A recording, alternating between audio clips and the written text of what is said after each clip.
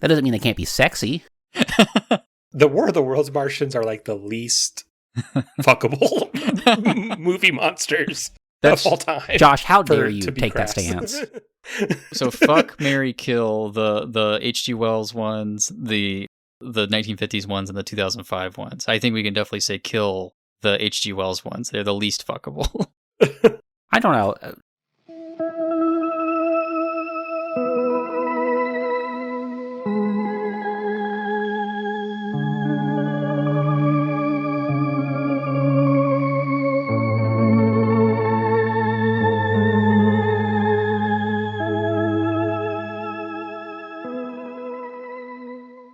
Here at Adaptive Difficulty, we pose the challenging question: books aren't movies, but what if they could be? This week, we are exploring H.G. Wells' The War of the Worlds, published 1898, and exploring several adaptations, including 1953's The War of the Worlds, directed by Byron Haskin, and Spielberg's 2005 version, War of the Worlds. Hello, I'm Josh. And I'm Cameron. And joining us for the first time, we have Tristan, if you want to introduce yourself. Hi, yeah, I'm Tristan Moore. I am a co-host of another podcast called Hard Ticket. We are a double feature movie podcast. We compare two films that are thematically similar in some way, and then ultimately have to decide where our ticket lies, which one we prefer. So yeah, it's an honor to be invited on as a guest to talk about one of my favorite properties of all time. Yeah, I was thinking about this like on my car ride home today, which is your podcast is an inverse of ours, because we're taking two things that are meant to be similar, yes, but in different mediums, whereas you're taking two things in the same medium that aren't necessarily trying to be in conversation and putting them in conversation.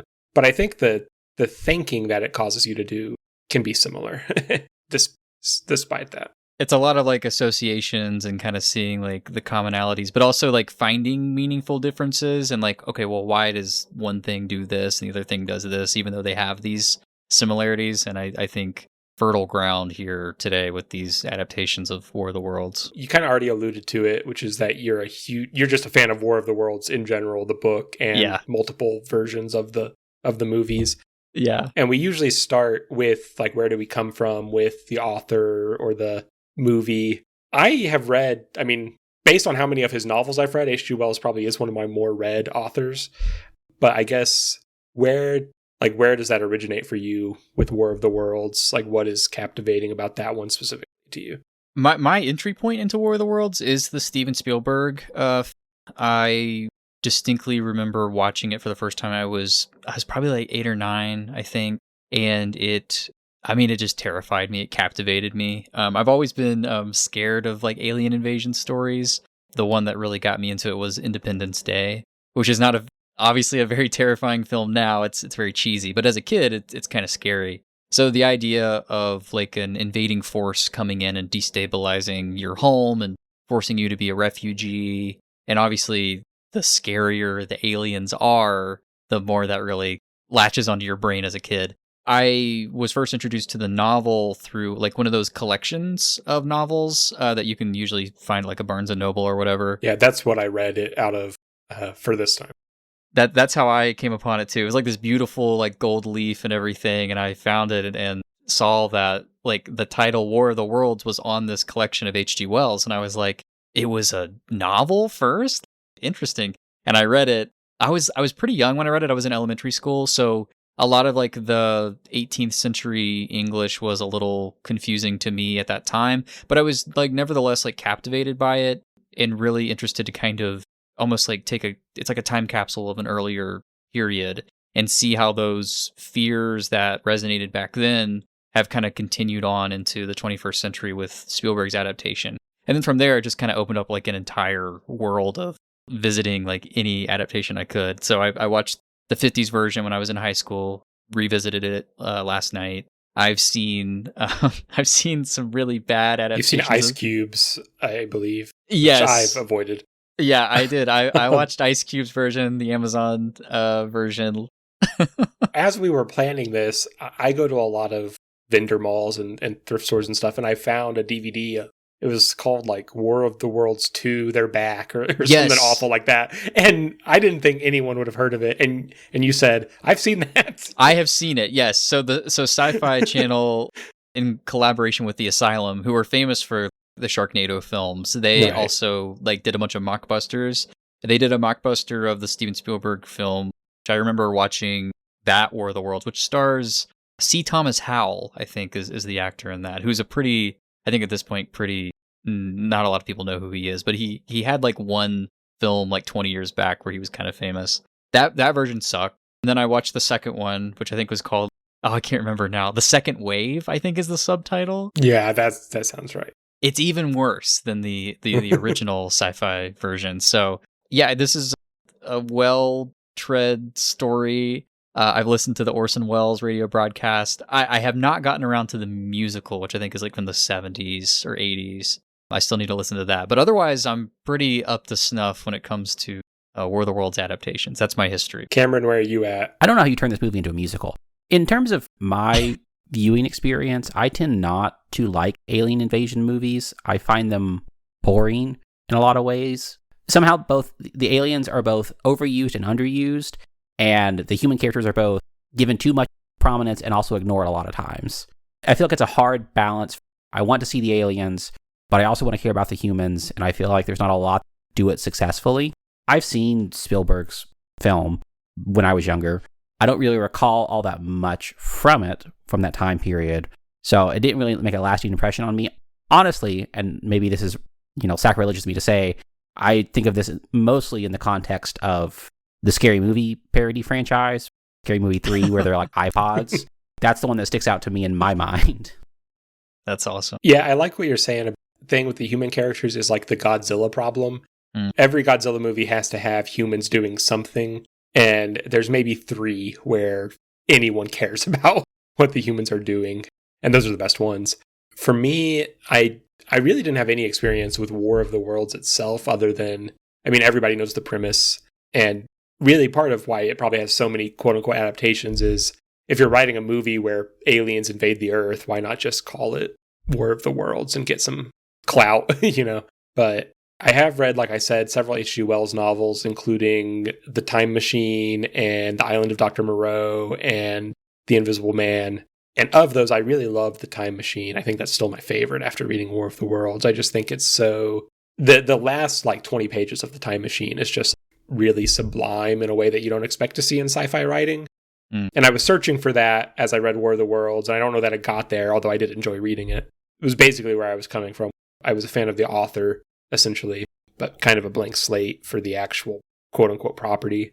Any more to say about where we're coming from before we just discuss the novel itself? No, I think that's it for me. I, like you, have read some Wells. I have read The Time Machine. I haven't read The Invisible Man, but I have read First Men in the Moon, which I remember that one probably being the most pulpy of the ones that I've read. Yeah, and actually I've seen, but not read, Things to Come. Oh, yeah. Which is sort of his, sci-fi utopia. Very strange movie, and I'm sure it's a very strange book because it is essentially plotless.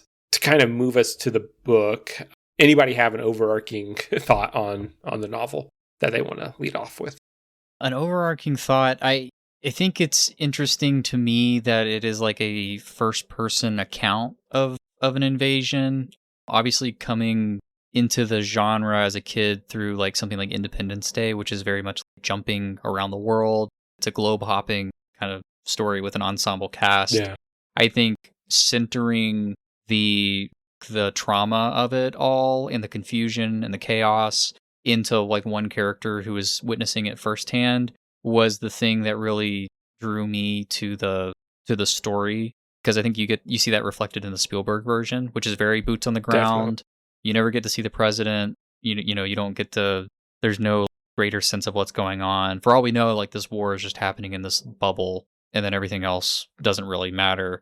That definitely is distinct in the 50s version, where you do jump around a lot and you kind of see what's going on in the world. So, in my opinion, something that really makes this novel what it is that just singular focus. I think it makes it all the more effective as a science fiction story. I think for me, I really latched on to kind of like how information is like processed and exchanged between these things, because so much of what happens in the book can only happen because their communication is at 1900s, like time period wise. It's like when you have videos and emails and phone calls, there are things you can do that you couldn't do before, but now you can't do the same things there. Just like the delay and how like information has to travel becomes its own issue and thing they have to overcome, which you don't really get in the 1953 version. Oh, you get it to some extent because they do take out the telephone lines and everything, but just like how readily you can access information and what kind of information gets told. There's so many scenes in the novel of, I was wandering the countryside, and then there was like one guy who was able to give me the update on whatever town he's from, but it's still just on the town he's from, not the whole world. And they're relying on newspapers, and I think it's actually a slower moving story than the movies imply, because, you know, it's taking them days to get these newspapers and then read like, oh, there's no more news out of this city because the aliens got them. Like, that's referenced in both movies, the idea that the aliens get there and then there's no more news from there. But it's very different when it's the span of a few hours is what's implied versus like waiting on the newspaper that never comes from that city. The thing I could not stop thinking about as I was reading this, and obviously novels are more than just their main metaphor or whatever, but I think it's so omnipresent, this sense that what Wells is writing is, what if colonialism happened to Britain? Yeah. I think it's in a well-meaning way. Like, I think it's saying, if this is what it takes for my audience to relate to how awful this experience would be, then this is how I need to write it. You know, I think he's sympathetic to the people being colonized in doing this. But these creatures show up in this method of transport that you don't know anything about. They have advanced weaponry that you have no defenses against.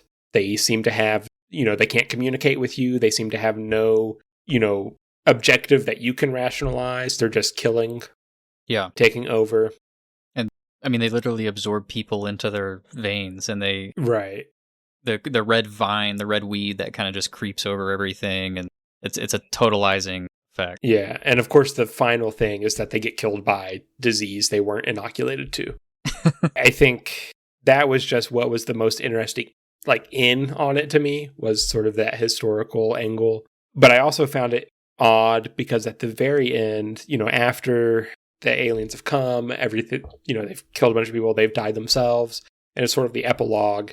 There's maybe a sense of colonizing as evil but necessary in a way, because the narrator starts talking about, well, you know, it was awful that the aliens came, but, you know, now we have their technology and maybe we'll reach for the stars. And is there an implication there of, well, you know, it's awful when colonialism happens, but then those people that we take over, now they have whatever technology we bring and they've widened their worldview. They'll become colonial world.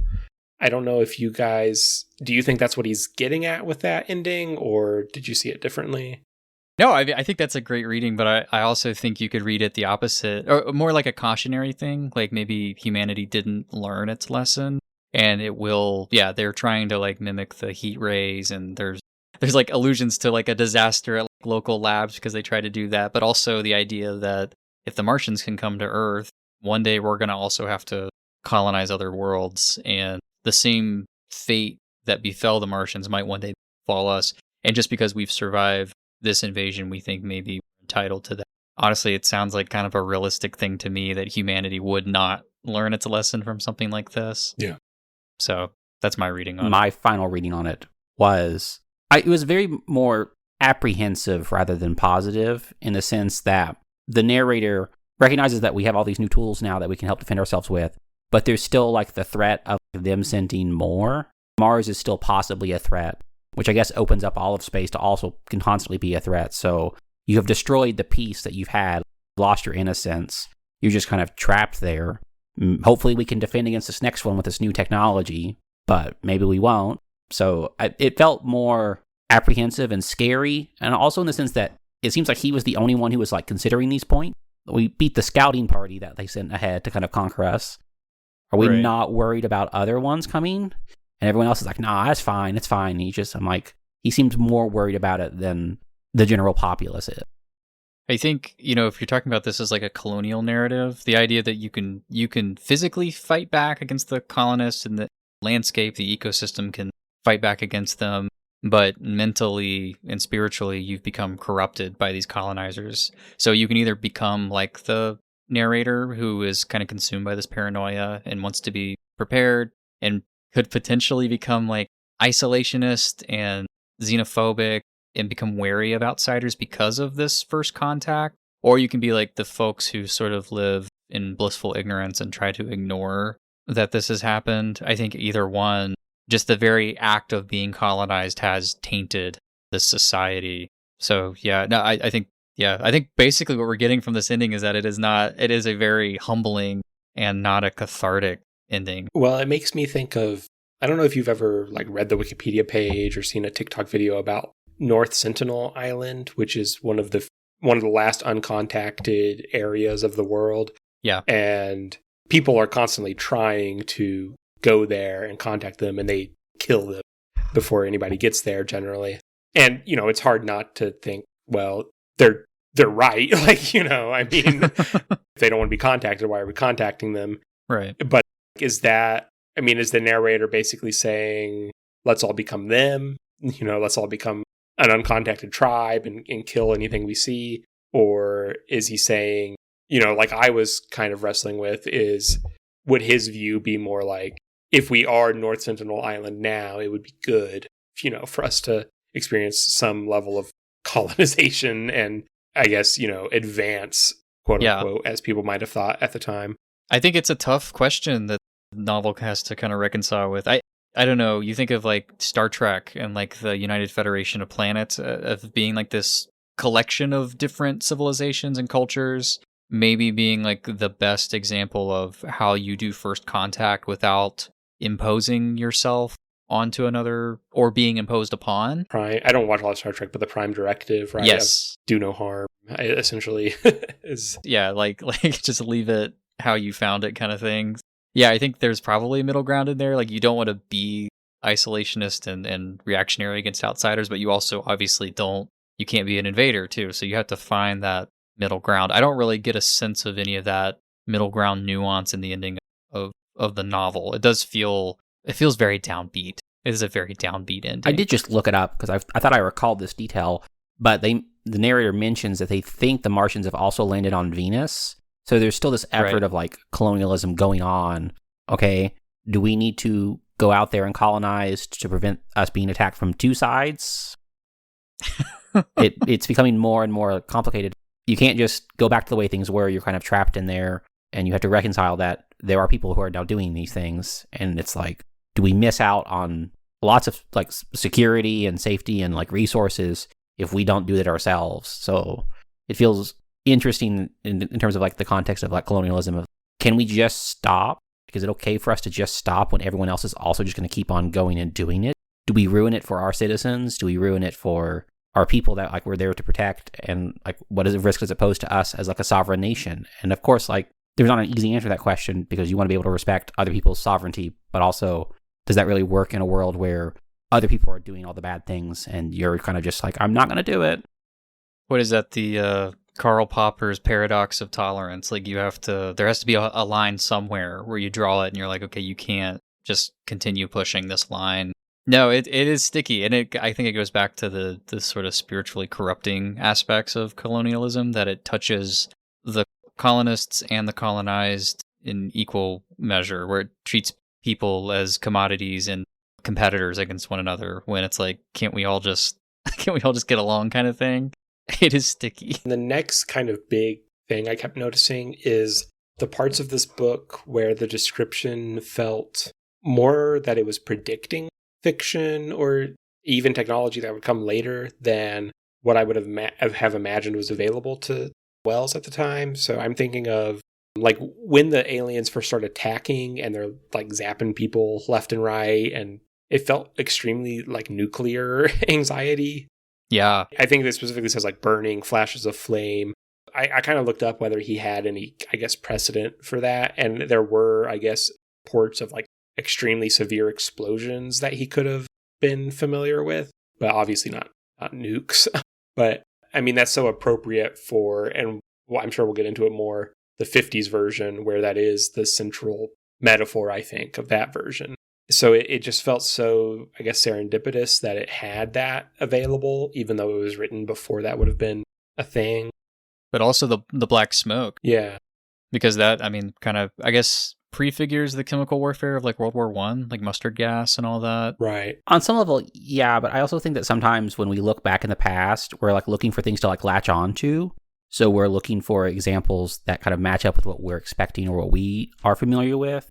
So, and I'm not saying that these are bad examples of these things. I think it's fine. It's just sometimes we want to put too much foreknowledge in like old authors' heads in lots of ways. Like especially if they're dealing in like writing in metaphors or describing things in a certain way where there's already an element of interpretation when you're reading it and talking about it. And I think that sometimes we can get too far afield in our own mind and being like, oh, it connects to this. It's like, it's so weird because it's like, it's cool and it's interesting because it's like, how did that happen? Is it like supported and actuality is maybe a further step away? Yeah, that's fair. The thing that I think is a little more fair that I also noted, because this is more about the genre it's writing in and the fiction, because you mentioned it's such a first-person narrative, and we spend so much of the time not seeing Martians attack stuff, but seeing like dead landscapes and destroyed buildings and bodies and skeletons. It feels like a proto-post-apocalyptic fiction more than it feels like a disaster story sometimes. It just, some of the descriptions and scenery, it was less what you would think of as a modern sci-fi novel or a First Contact story, and more it was invoking the road or whatever zombie, narrative you want to put in it. The Last of Us, something like that, more than something with aliens in it. Yeah, that's fair. Or even like a ghost story, because he does kind of feel like just this wandering phantom around the English countryside. And yeah, I mean, occasionally he finds another human being to kind of glom onto, but generally he is alone. It's haunting. And even the whole element, I mean, is his name Ogilvy in the novel too? The guy that he lives with underground for a while? Yeah, I think so. I mean, that feels so... The examples I gave, it's that whole like moral dilemma of, do you have to kill your fellow man because you're preserving something else? That comes up so often in The Road and The Last of Us and stuff like that. It just feels like he's, as a sci-fi author, obviously he's so early that he's anticipating a lot of science fiction, but stuff like The Time Machine and The Island of Dr. Moreau feels more like, I guess, that sort of high concept sci-fi, like what if there was a guy who modified humans or whatever. Whereas this, I didn't expect to read something that felt like it was anticipating like zombie fiction, when I started reading this Martian invasion novel. So I just found that really interesting. It's interesting that you say zombies, because what I was thinking of in the context of this was vampires, because like the whole like them like drinking the blood through injections, it's like very vampiric, which is kind of how we talk about colonialism in a lot of ways, especially now as a useful metaphor. But there's also just something there of like they eat by injecting themselves with it, and it's so like this like weird breaking of food norms that we're so used to. Like we're so used to food going into a mouth, and that's not what's happening with them. And so it makes them so utterly alien and like unnatural. For sure. It's interesting, like all these comparisons to monsters.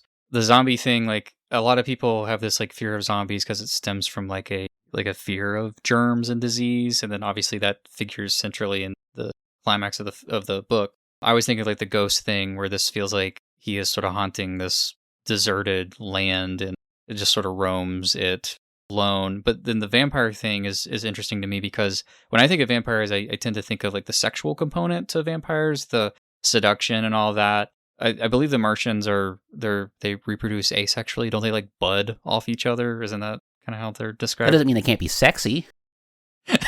The War of the Worlds Martians are like the least fuckable movie monsters of all time. Josh, how dare you take that stance? So fuck, marry, kill the H.G. Wells ones, the 1950s ones, and the 2005 ones. I think we can definitely say kill the H.G. Wells ones. They're the least fuckable. I don't know.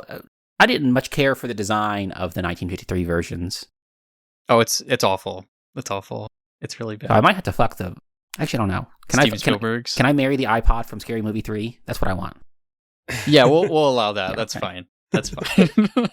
But the vampire thing is interesting to me that you would bring that up, Cameron. Like, I'm thinking about this book in such a different light. Like, I've never thought about it from like a psychosexual perspective, but I don't know. There might be something there. I mean, this is like one of the most commented works, like in all of, I mean, definitely science fiction. Like, so there has to be some, I'm sure there's been so many different readings of this story. And as like a monster, it's just like a general sort of monster story, I think it's very interesting to kind of peel it apart in that way. Because maybe that's something that's kind of lost in later adaptations, which focus more on like the high techness of like the alien invaders, and they really play up like the scientific aspects of it, especially the 1950s version where the protagonist is a scientist who's like, hey, I brought in this camera from one of their machines. Let's take it apart and figure out how to defeat them. And it feels very rational. And for me, like the book is very much like this breakdown of rationality. Like the protagonist has like a mental breakdown. He resolves himself to kill himself at the end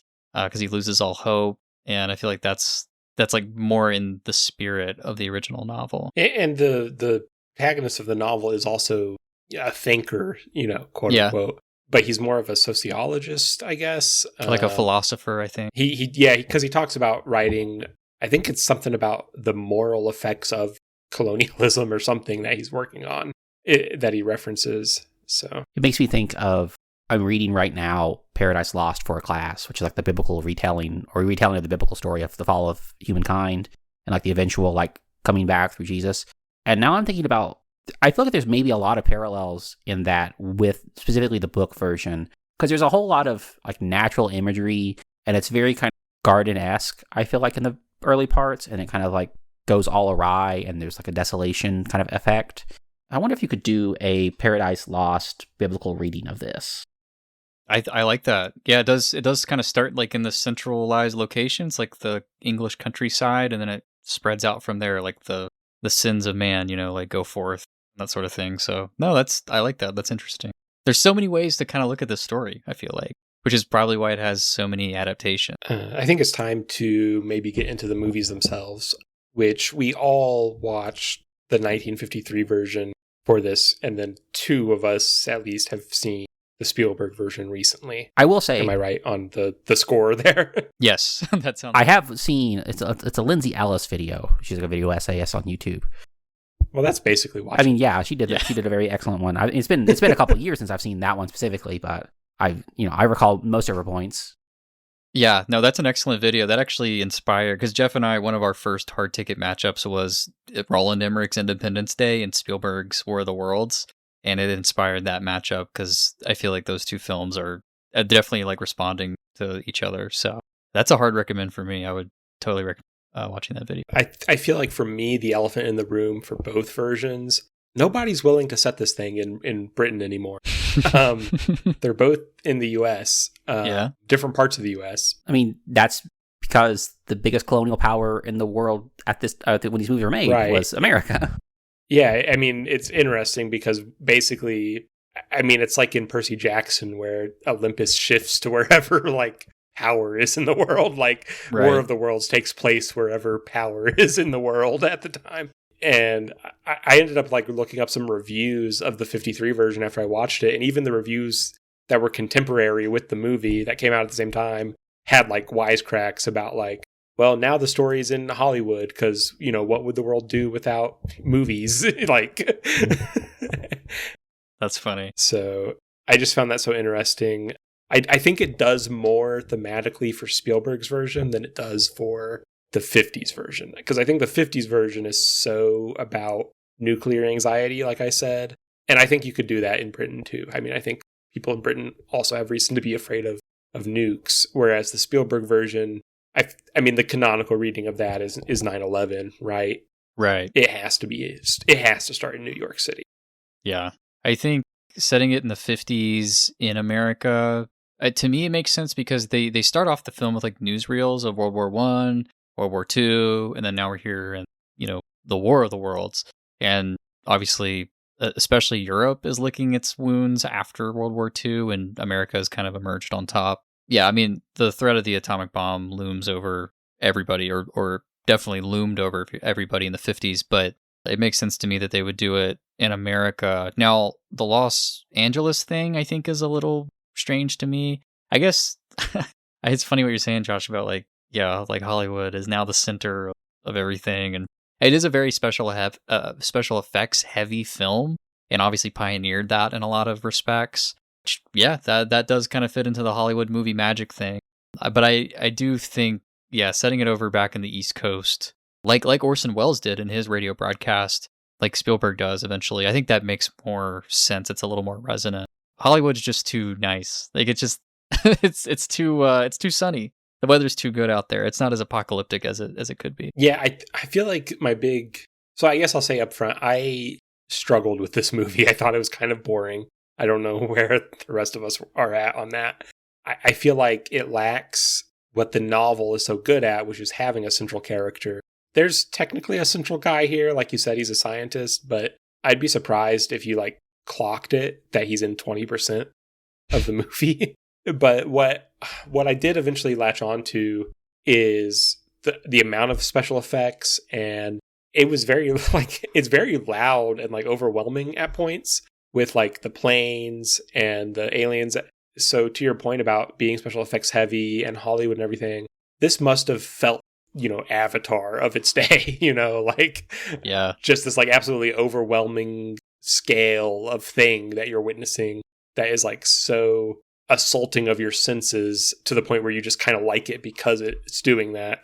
You know how people had like depression after they watched Avatar, like they wanted to be in the world of Pandora. Like imagine like 50s audiences walking out of this film being like, man, I wish I could be in the War of the Worlds. That's because of the crazy effects. Well, and there's like crowd shots of people fleeing and stuff. Yeah. And I feel like that's so consciously an image that you see more in stuff like Ben-Hur, like it's like, what if there was an epic that was not religious, but was, the War of the Worlds, like. I will say that this movie is religious in a lot of ways, but. I mean, it doesn't get interrupted halfway through to become the story of Jesus. So. Yeah. There's just a rug pull at the very. Yeah. So I guess that was the angle I ended up being able to engage with it on, was like that's why I looked up reviews of it, because I was like, what did people actually think when this came out? Like, did people like it? And all the reviews I ended up finding were very, like, Rotten Tomatoes cataloged them as positive, but they were very, well, if you want to go see a bunch of stuff get blown up for 90 minutes, here's the movie that's in town. So they were kind of hedging their bets, I guess. Yeah, I think sci-fi just in general back then was just way more poo-pooed upon. Like, it was just like, you look down your nose at these films, like the snobby critics, and be like, oh, it's for kids and that sort of thing. But I think, I do think it was popular. I think... Yeah, it was a huge hit, yeah. Yeah, and I think it won like an Oscar for the special effects. So I often see it rated as like the best, or one of the best 1950s like sci-fi films. I think it ranks up there with The Day the Earth Stood Still and Forbidden Planet and like The Thing from Another World, all of which I think have some contemporary politics, especially regarding like the Cold War and atomic anxieties, which this one definitely airs toward the latter. Yeah, because one of the things that I noticed when I was first watching this was after the three people get like vaporized, they like leave their shadows on the ground, which is like an explicit reference to supposedly, although apparently it's not true, there's an image, this photograph of after Hiroshima and Nagasaki. Photographer went in there and took a picture, and there's like this shadow kind of that's been placed onto like two steps. And the story is that, it's them being like irradiated by nuclear war, but that's like apparently not, according to science, how it would work. No, but it is a striking image, like it for sure. And then like the idea of like the thing actually crashing down, and the scientist just happened to he has a Geiger counter like in his pickup truck along with his like fishing tackle, and he just like pulls it out and he's like, yeah, it's irradiated too. So just to kind of like, I guess, further like the anxiety of it all. But then obviously it all culminates in an actual atomic bombing, which is a pretty, for a film that's so heavy on special effects, I think it's a pretty impressive effect. Although you can tell it's like miniatures and stuff like that. I mean, it definitely, the way they staged it, I mean, I was thinking about Oppenheimer as I watched it. I mean, maybe Oppenheimer to some degree was deliberate. I don't know if Christopher Nolan was like, and my nuclear bomb going off will look kind of like the War of the Worlds or not, but it definitely does. Yeah. And so I just thought that was really interesting. And that was another angle where, again, I was like, this was the epic of its day, you know, the same way that, you know, everybody went to Oppenheimer because the bomb going off was supposed to be so crazy in that, you know. Yeah. You get the same thing here. It's a loud and, you know, intense the same way. Well, it's interesting too that as you go across these adaptations, the Martian machines have to become more advanced because they have to advance in lockstep with human abilities.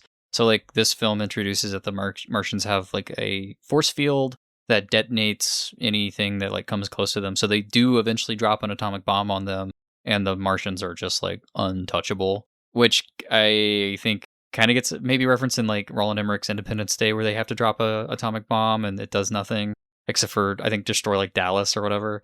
I think it would have been kind of interesting though to see the atomic bomb work on the Martians, because then it would have kind of begged like a moral question, which is like, okay, this thing is effective and does stop the invaders, but at what cost? Like, are we gonna ruin our planet? Are we gonna irradiate our landscape? Because like obviously, you know, in World War II, the first Hiroshima bomb dropped and Japan still didn't surrender, and there was this debate over whether they would release a second one, and they eventually did, the Nagasaki bomb. And then that was sort of the thing that sealed the deal. So like there's like a moral question there that I think gets kind of skipped over out of the convenience of the aliens having like a shield, which is not something they have in the original novel. Like they're able to take out the tripods with artillery. There's the HMS Thunderchild sequence that takes out, I think, like 3 tripods. And it's interesting the way that this film, it gives like no concessions to the humans. Like it's like these things are going to show up and they're just going to completely obliterate you. I think, you know, at least in Steven Spielberg's adaptation, Tom Cruise is able to throw like a hand grenade into one of them and blow it up, but like otherwise they're like totally catastrophic, which is, it's interesting the way that that's evolved. For me, I think, when I was reading the book, one of the things that I kind of latched onto in terms of like why this was terrifying was, yes, you could like defeat them, but like you couldn't defeat them in the same way twice, because they would have just immediately like they'd learn and overcome and be like, you couldn't do this again. So like they knew after a point to like start targeting the artillery and to, you know, do all these kinds of things and to just kind of start throwing the black smoke and kill everyone that way. So there's an element where like at first they're not respecting the humans as like a threat, and then they kind of recognize them as threats and they deal with them accordingly. And there's everything that they've done that they've gotten minor victories for until the very end is like momentary and immediately, you know, pushed aside for some other brilliant, you know, Martian technology that's going to just wipe them out. Whereas in the 1953 movie, it's like, we're going to throw all the spaghetti at the wall and none of it's going to stick. And so it's a different kind of terror where it's like, there's more humanity and more intelligence, I feel like, in the book version, because you can see them kind of adapting their strategies than you can in the 1953 version, where they're just kind of unassailable, like, forces of nature. Yeah, I mean, they're mortal. Like, they're mortal in the book version. Like, you get that sense that they can be killed even before they all eventually drop dead. Whereas in the 50s version, and to a lesser extent, I think the 2005 version, it's very much like they're like godlike beings, almost like Lovecraftian, just beyond our understanding.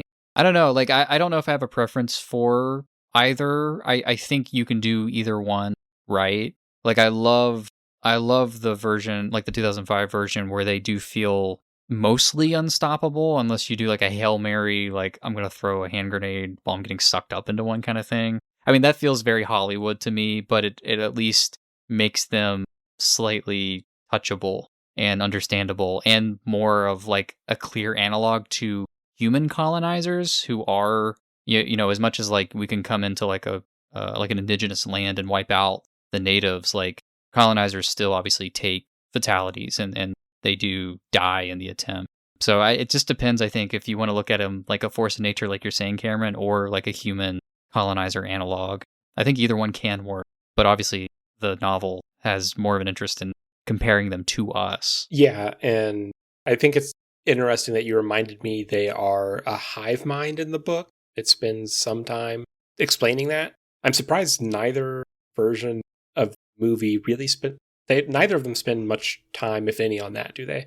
No, the aliens they're almost like sidebars. They don't really matter as much as the machines. Right, and I find I mean, I find it especially interesting that the 50s version didn't take the chance to make them seem Communist? even more communist. Yeah.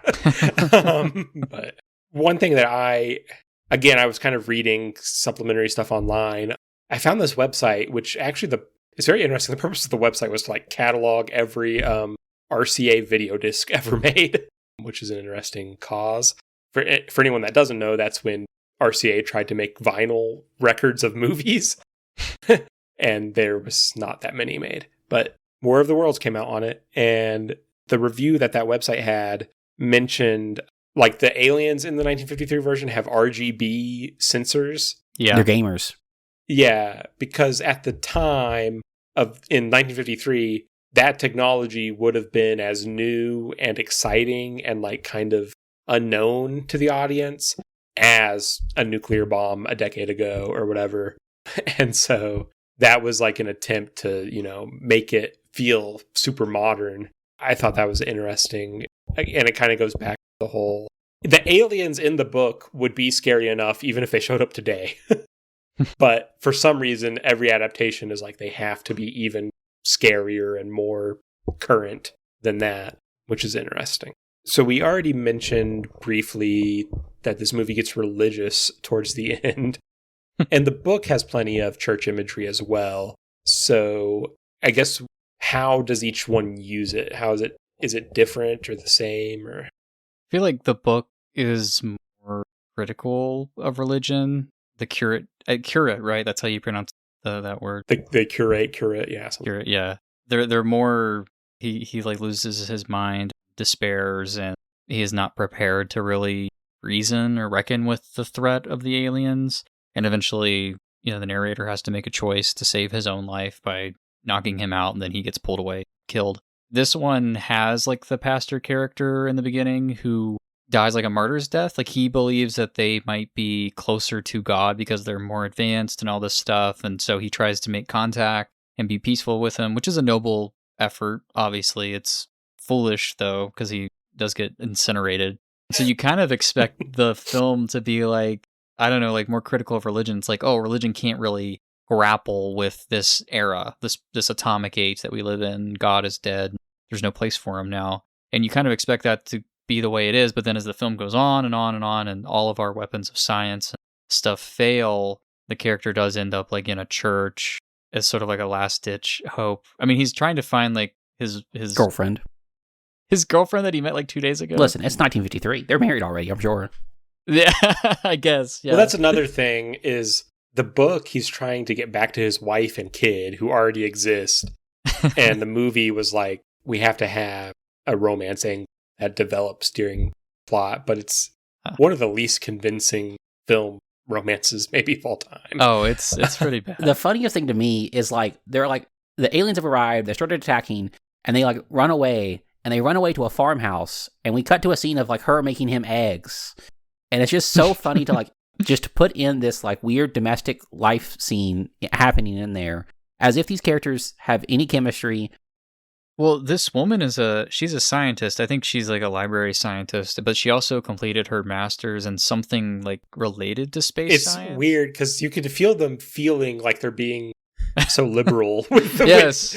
like they're like so proud of the fact that she's a scientist with a master's degree while she cooks eggs. Well, they have her like volunteer for the army, and all she does is like serve them donuts and coffee, and it's like, can't she like help out the other scientists? But no, apparently. But it's weird because there is a scientist woman later on who works for like the Pacific Tech School or whatever. So it's like you can have a woman scientist who's not serving eggs and coffee and stuff, but for some reason they made the love interest has to fall into that role. I think the director, like the producer, is like on record being like, they basically forced us to do this, like, because it's what audiences wanted. Yeah, that was another quote I found looking stuff up about it, where George Powell was the producer, and actually I was watching like a 4K copy of the movie I have, and it was a double feature, and it's not introduced as a Byron Haskin double feature. It's a George Powell double feature because he was such a like activist producer that movies kind of had his signature. Big special effects science fiction pictures, basically. And yeah, he has a quote that's like, I don't want to put a man and woman romance in it any more than you want me to, but that's what the audiences crave, or, like. Held him at gunpoint.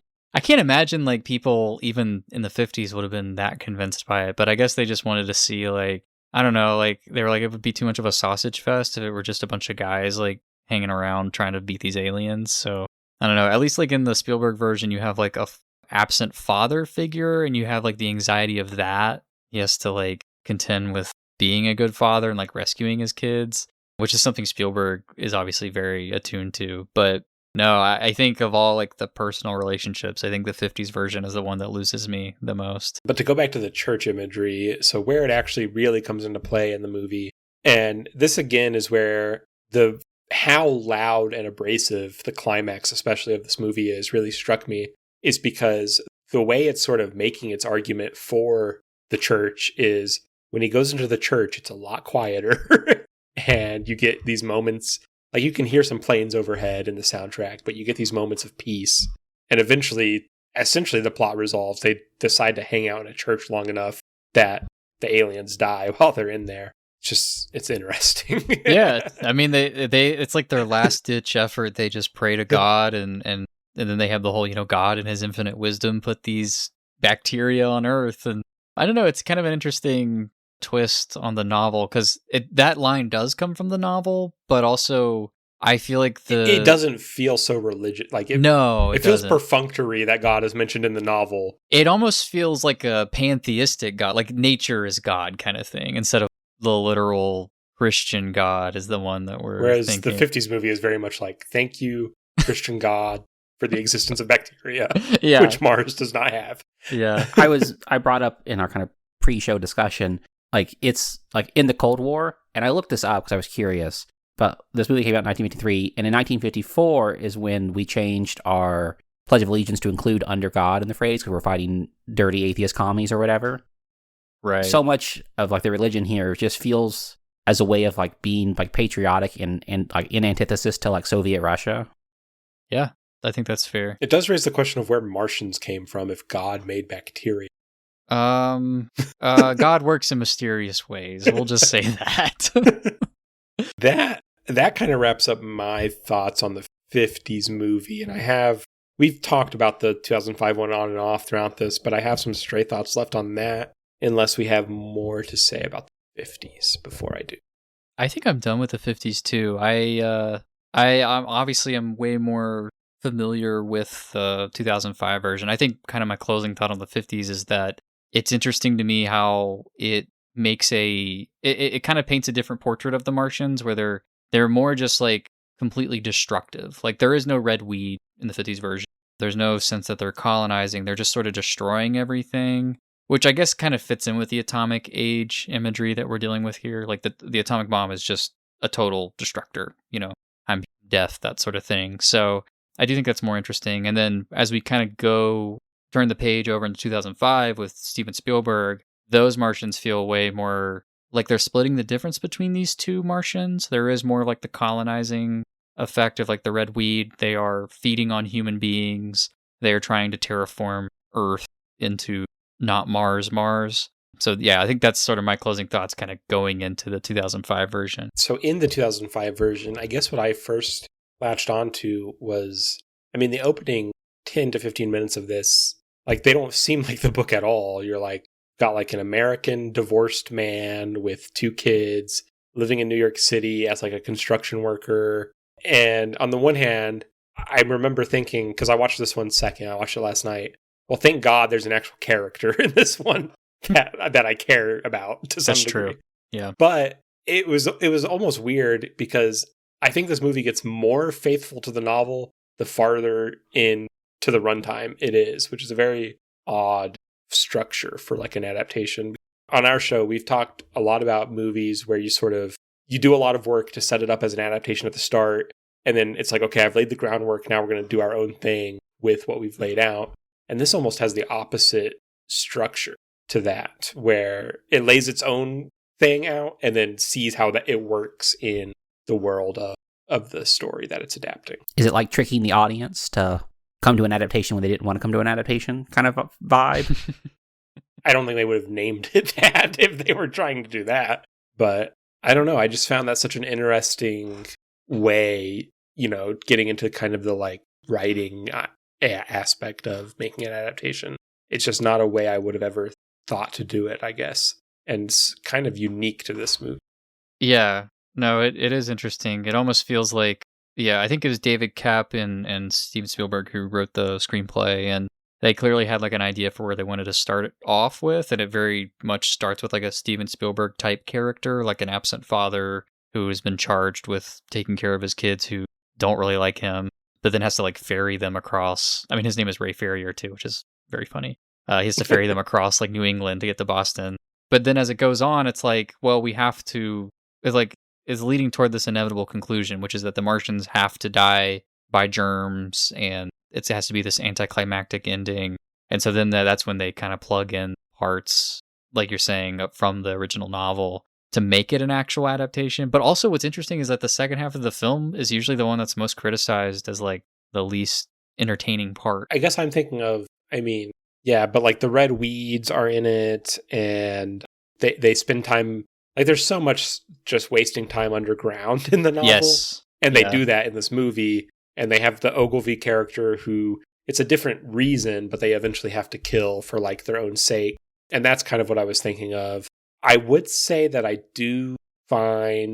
find the disease ending unconvincing in this. Like, I think that's probably my biggest hang up with it, because I think it doesn't resonate with the metaphor of either the attack of 9/11, which is at the start, or the sense of, being occupied, kind of the counterpoint in the ending.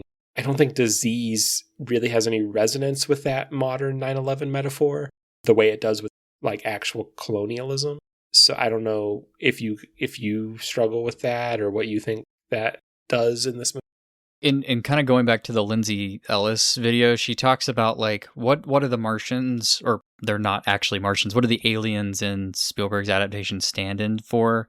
And you have like Dakota Fanning asking at one point, like, is it the terrorists?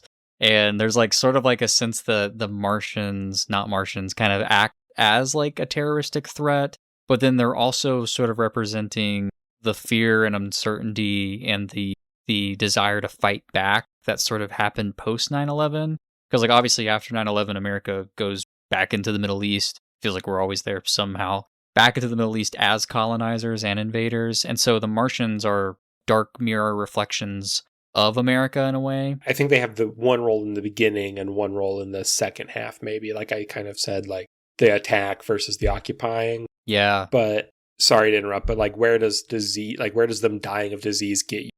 I think for me, it might be Spielberg's way, and I don't know how he felt about like the war in Iraq and Afghanistan and all that stuff. To me, it would seem to indicate that it's a cautionary tale. Like you can try to go into these countries and try to occupy them, turn them liberal and democratize them and all this stuff, but ultimately you are an invader and a colonizer, and you cannot breathe this air and drink this water without turning yourself into something that you weren't originally. Like they will always fight you. Like the people who live in these actual lands will always fight you. So I think it's a less, I mean, obviously like people like in traditional like colonization efforts like did die of diseases and all kinds of stuff when they were invading lands.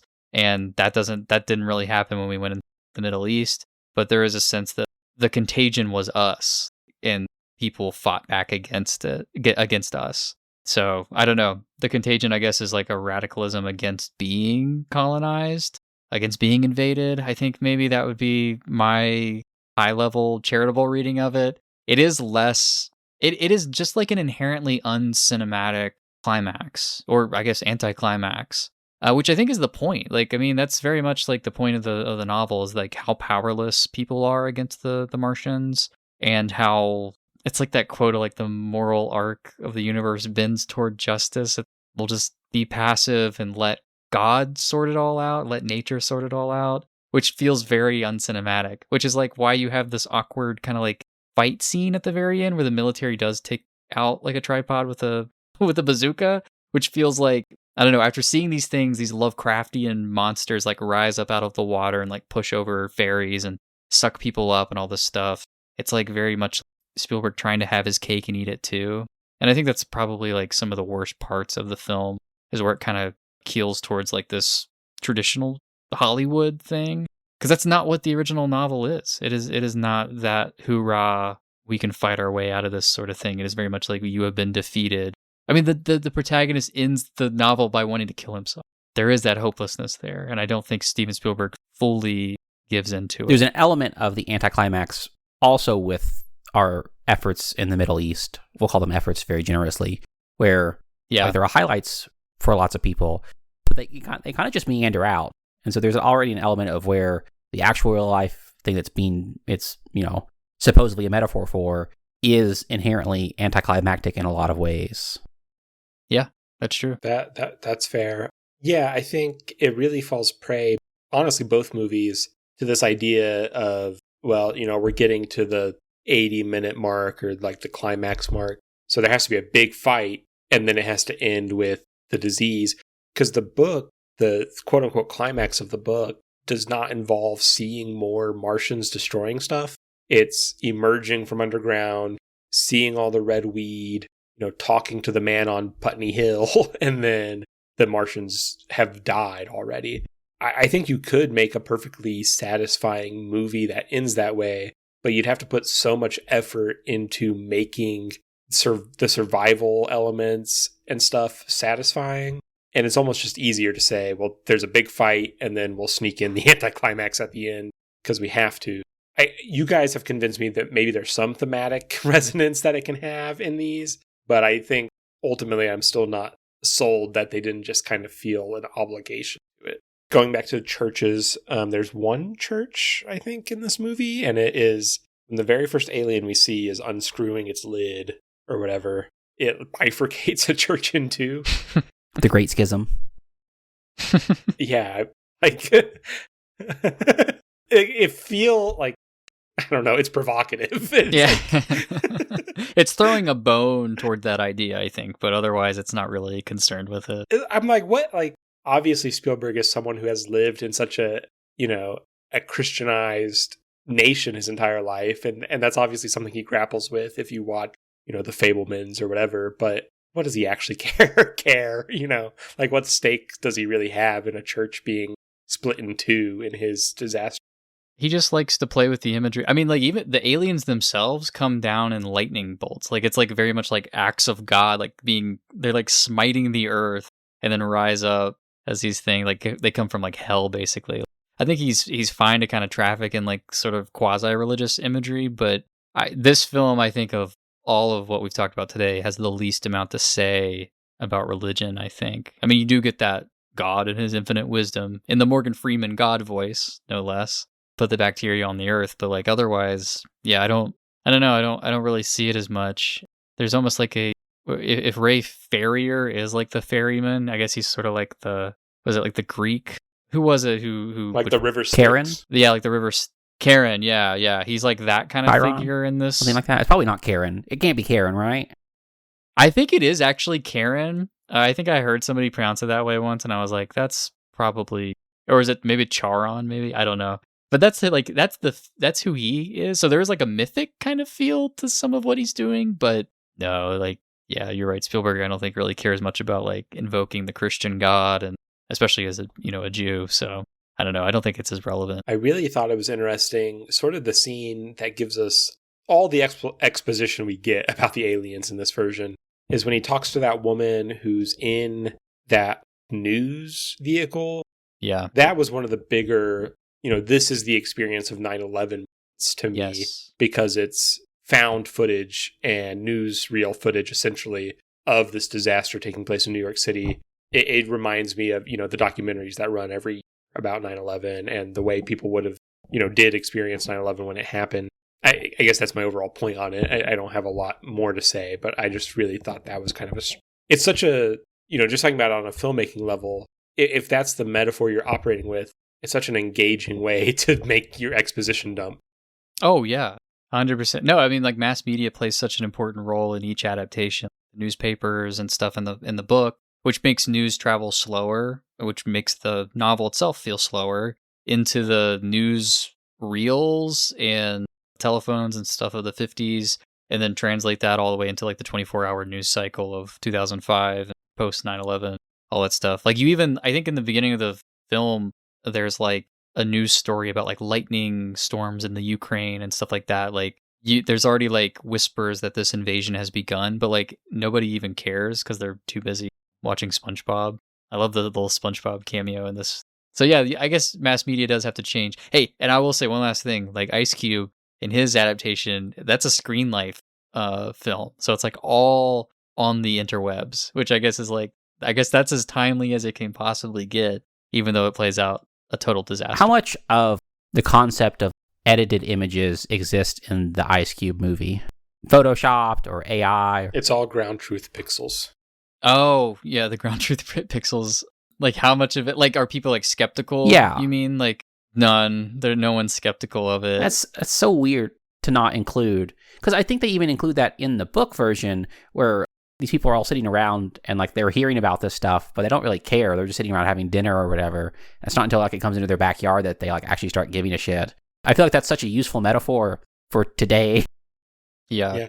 Honestly, and I'll be the first person to say this, if you actually stop and you think about the theme of media proliferation in the War of the Worlds, and then you think, oh, they made a COVID-era War of the Worlds that's all over Zoom, kind of sounds like it could be great. Oh, no, it's conceptually, it's a good idea. I like it. No, I think the invasion takes place in real time. So it's like a 90-minute alien invasion that they beat back. And it's like, that's how fast the world moves nowadays. And it's like almost interesting, like conceptually. It just completely falls apart with Ice Cube, his crazy reactions and everything, and the Amazon delivery drones. And yeah, it does not work.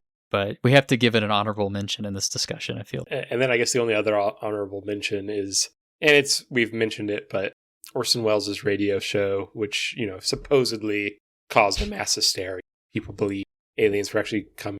I had a professor in college who liked to throw quote-unquote parties where she just had students read the script to that.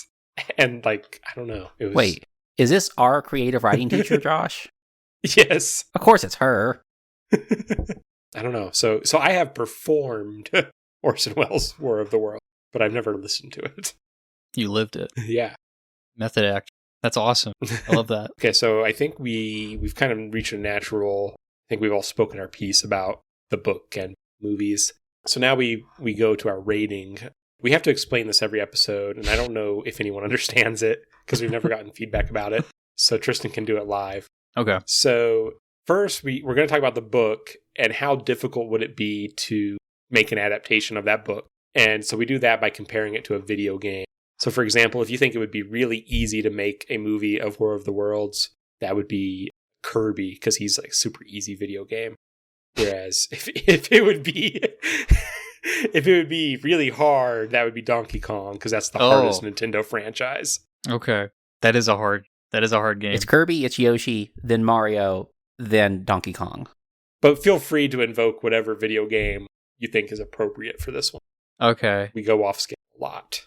Could you invoke Space Invaders into this? Where does that fall on the scale? Space Invaders, see, that's the thing. It's like thematically appropriate, but right. Like, how hard is Space Invaders? Like, I don't like I don't think anybody has a sense of that. So. That's true. I think the beauty of this scale is that no one has a sense of it when you're like, this book is a Donkey Kong to adapt. Like, I just think that it's so funny to have like an incomprehensible scale, because it's like on some level you've just listened to our podcast. Clearly you have your own thoughts about it. So like, and you hear how we're talking about it, whether or not like it succeeded in lots of ways.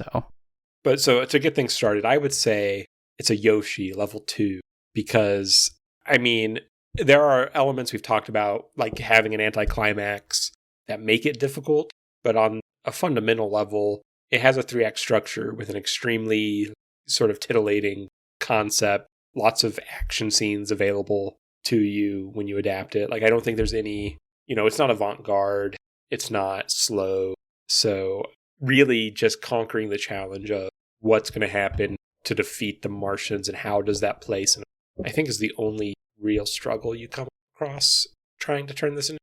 I am going to say that it is between a Yoshi and a Mario. Perfect. Coward, pick one. I choose to believe that in between space is Space Invaders. So I think it's, besides like the like the uncinematic like ending, I think you also have to consider time period, because I think this is one of those stories, and you go to like the War of the Worlds subreddit, which is a surprisingly active subreddit.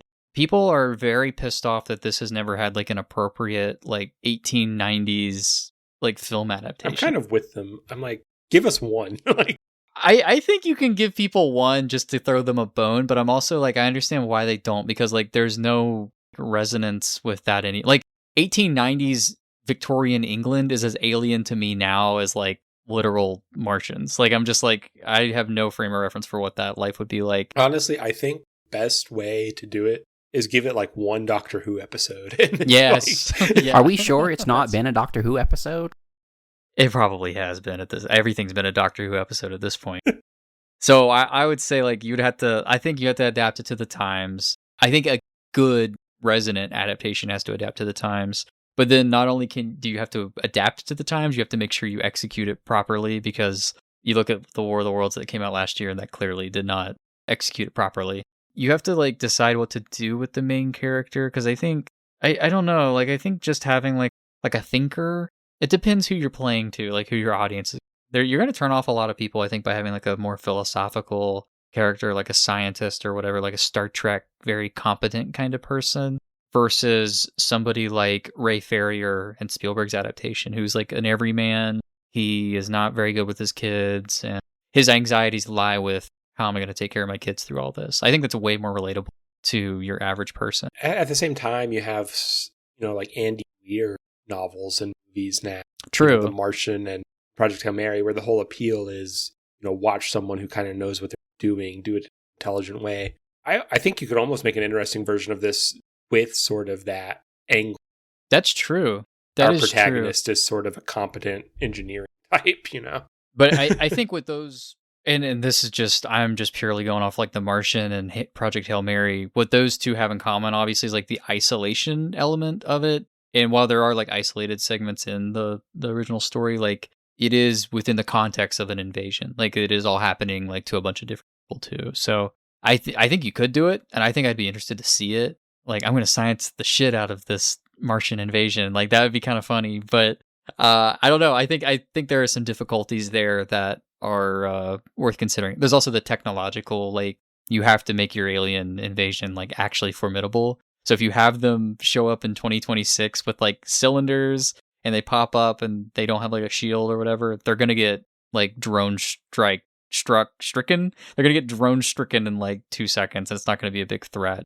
So I think there are some difficulties, but I think overall this is a story that has resonated for a good reason, like over like 130 years later. So that's where I land on it. That's my scale. I think you guys have basically said everything that I was going to say, and I kind of land more on the Yoshi side of things than anything else. Sweet. So now the second part of our scale. Now that we've established that the movie is a Yoshi, did the adaptations we discussed, did they beat the game or fully, 100% it? Or they failed to beat the game because they were bad in some way? Feel free, again, to be creative within that concept. I think for me, the 1953 version, I want to say that it beats it, because I think that it covers enough of like what it's trying to do to be a quality War of the Worlds film. It is boring in lots of places. It has very weird dynamics between a lot of the characters. You don't really care about them a lot. And the religious imagery is a little ham-fisted towards the end in a way that comes out of nowhere in a lot of ways. So I feel like it's beating it because it's like hitting all these points, but it's not doing a whole lot with them. And I will say, I think the Lindsay Ellis video essay about War of the Worlds almost certainly completes it in terms of comprehending everything. I just think it's probably the best one out there. I'll go next. I think the 1953 version speed runs Yoshi's Island, and I think it uses some cheats. I think it uses some underhanded tactics, because I don't think it stays completely true to the spirit of the novel. Not in like bad ways. I think in interesting, like reflective of the time ways. The whole religious angle, like it is more adherent to religion. I think it also makes the Martians less like colonizers than it does just like destructors. And so I think some of the ways that it's kind of corrupted the spirit, I think you could liken that to somebody who speedruns a game and then uses shortcuts where they shouldn't. I would say Steven Spielberg, oh man, I think he has given up on World 6 of Yoshi's Story. Is that have you guys played Yoshi's Story?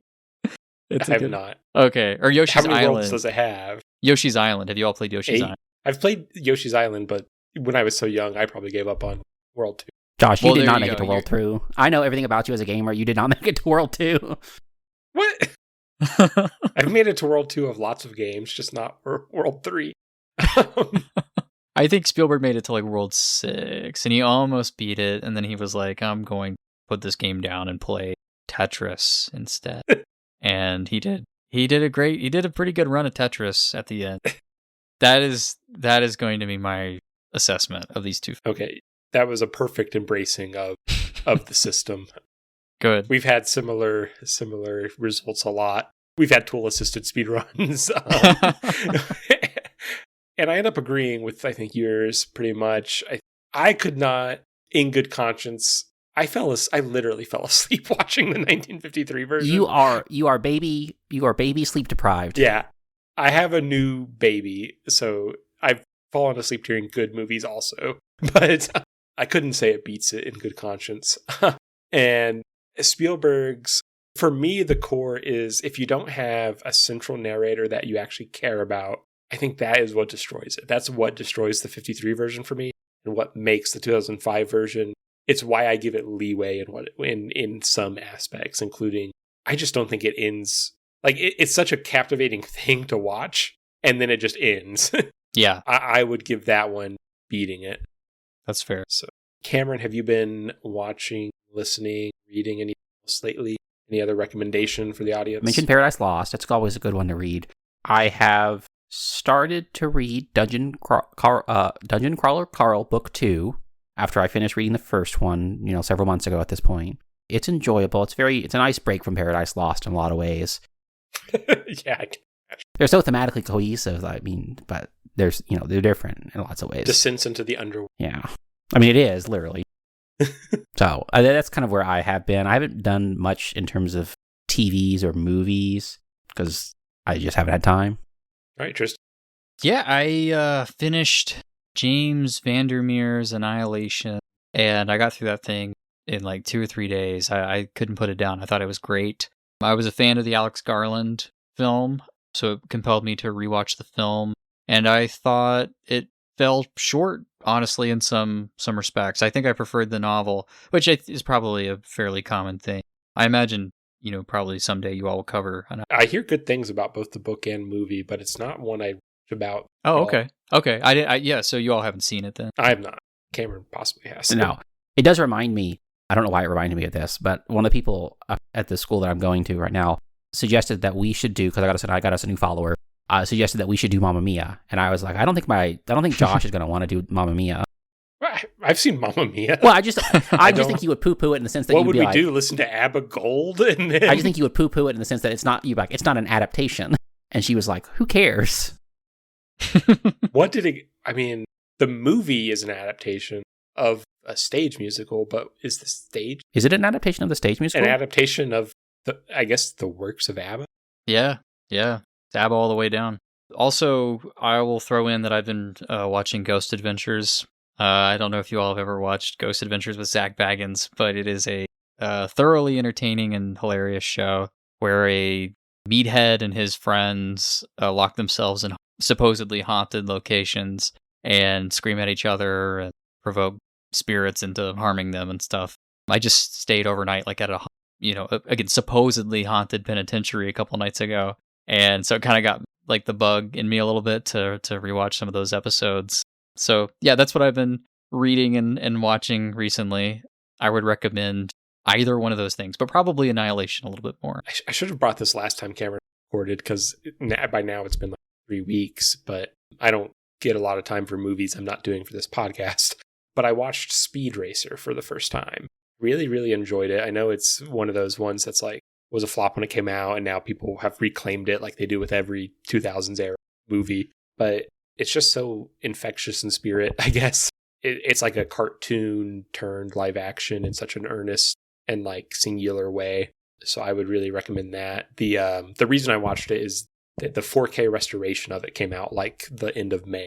So someone out there is paying attention to, and it's an excellent restoration. Awesome. To kind of wrap us up here. So next week, or not next week, but next episode, our show will be continuing our exploration of the Odyssey. By that time, Christopher Nolan's version will be out. So we will have seen it and we will be discussing it, as well as books 9 through 16 of the Odyssey itself. So that's what's going on our end. Been listening so far and enjoying it, then please remember to rate and subscribe to us on whatever platform you're using. We're also on YouTube. We have a Blue Sky, which is simply, adaptive difficulty .bsky.social, whatever they are on there. Thank you for listening. Tristan, what do you want to plug? Yeah, like I said, I'm the co-host of Hard Ticket. So if you're interested in listening to me and my co-host Jeffrey Boggess talk about double features every week, we're in the midst of what we call Spielberg Summer. So every other week, we are doing a Spielberg matchup. So last week we did Close Encounters of the Third Kind, matched up with Denis Villeneuve's Arrival, which was a fun kind of philosophical episode examining, why do aliens come visit us and what do they represent? When this episode comes out, we are actually releasing our collaboration with Adaptive Difficulty, which we talked about I, Tonya, the Margot Robbie starring film, I think from 2017, and Ice Princess, which is a Disney Channel original movie starring the late Michelle Trachtenberg. We analyze these two films through the perspective of the ice skater journey and, what it means to be on the ice and that sort of thing. It was a fun discussion. We're super happy to have collabed with you guys, and we can't wait to do it again. So once you're done listening to this episode, go over to Hard Ticket Podcast. You can search it in Spotify, Apple, YouTube, whatever, and go listen to that episode with these guys. Yeah, that was a lot of fun. More similar in more ways than I could have ever imagined those two movies. Yeah, it was a lot of fun. It was awesome. Lots of interesting opinions as to which one's the better film, I think. That's true. That's true. Hey, thanks to everyone who made this podcast possible. Thanks to everyone who worked on the adaptations. Thanks for making the world just a little bit more artful. Thanks to Hard Ticket for joining us. Please make sure you guys go and support them. And as always, thanks to our listeners. It does mean a lot when you guys listen. So next time, we will be coming back with Christopher Nolan's The Odyssey.